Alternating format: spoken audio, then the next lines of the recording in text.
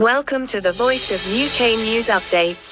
मुजफ्फराबाद नुमाइंदा दी वाइस अफयू के आज़ाद जम्मू और कश्मीर के बानी सदर गाजी मिल्लत सरदार मोहम्मद इब्राहिम खान की बरसी के मौके पर तमाम ज़िले और तहसील हेडक्वार्टर्स पर तकारीब का इनेकाद करके गाजी मिल्लत की तहरीक आज़ादी कश्मीर और आज़ाद खित्ता की तामीर व तरक्की के लिए खिदमत पर उन्हें खराज अकीदत पेश किया गया।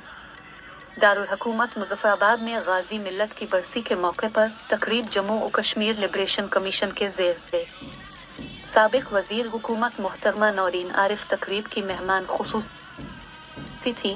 तकरीब में डायरेक्टर्स जम्मू और कश्मीर लिबरेशन कमीशन राजा मोहम्मद असलम खान, डॉक्टर राजा मोहम्मद सज्जाद खान, सरदार अली शान व दीगर ने शिरकत की। मुकर्ररीन ने गाजी मिल्लत सरदार मोहम्मद इब्राहिम खान की खिदमत को शानदार अल्फाज में खराज अकीदत पेश किया।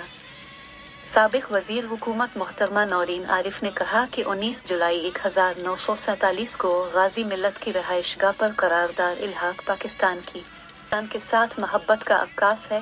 तहरीक आज़ादी कश्मीर हो या खित्ते की तामीर व तरक्की, सरदार मोहम्मद इब्राहिम खान का गैर मामूली किरदार हमें हर जगह पर नजर आता है।